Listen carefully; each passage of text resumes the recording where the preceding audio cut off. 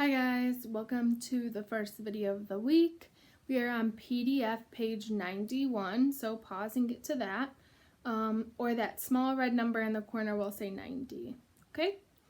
And then whenever you're ready, we're going to start off at the top. Number 1, it has A, B, and C.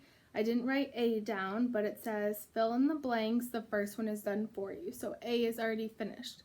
But I want to look at B. I didn't completely write down all the numbers for B because I just want to show you what they're doing here. So 3/4 times 1 is equal to 3/4 because 3/4 times 1 or anything times 1 is going to be itself, right? Or 3/4 times 1, which could also be shown as 1/1. We do 3 times 1 is 3 and 4 times 1 is 4. Okay, so anything times 1 is itself, but that's what they're saying. Okay, so this first part is 3/4 times 1 is equal to 3/4. And then they say times something or a fraction is equal to 21/28. Okay, so you see in the first example, they multiplied by 1 and then they multiplied by 3/3. So we want to multiply again by 1, but the fraction is going to look different. So how can I make a fraction equivalent to 1, but also when it's multiplied by 3/4, it's going to be equal to 21/28. So 3 times something is 21.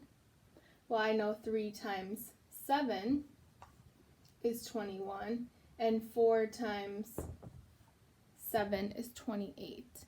And I don't know if you can.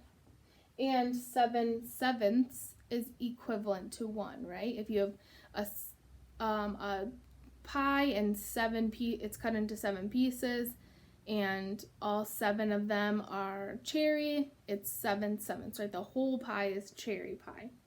All right.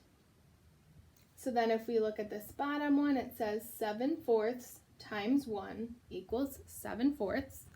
And then multiplied by something or a fraction is equal to 35/20. So 7 times something is equal to 35. And 4 times that same number, because we want it to be, the numerator and denominator has to be the same to equal 1. So 7 times, I know 5. 5 is equal to 35, and 4 times 5 is equal to 20. Okay? So then D says use words to compare the size of the product, use words to compare the size of the product to the size of the first factor. So I'm going to go through and I'm going to look at those numbers. So the size of the product, so that would be this number, right? What we get, the size of the product compared to the size of the first factor. So the first factor is going to be 3/4 and 7/4. So how do these two numbers compare? Are they the same? Are they the same fraction?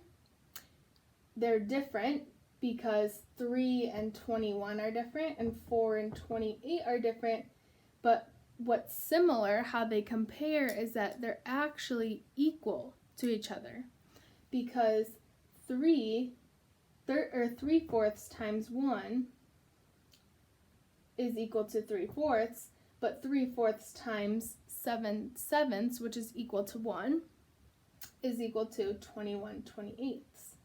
Okay, and then same thing here. And we know that they're equal to each other because if we were to simplify these products, so if we were to simplify 21/28, so if we divided by 7 and then divided the bottom by 7, we would get 3/4, which is what we started with. So it's pretty much just saying these two numbers are equal to each other. So then I would write for D, can you see this down here? Yep. I would write for D is that the size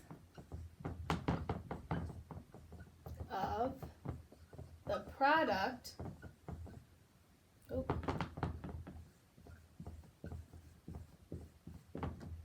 is equal to the size of the first factor. So even though they look different, the numbers look different, they're still equivalent fractions. They're called equivalent fractions. Okay, and we'll need to know that for the bottom half, and that's going to be in the second video for today. So if you want to just take a quick look at this, your homework will look very similar. They'll just be multiplying by a different fraction or a different factor, okay? All right.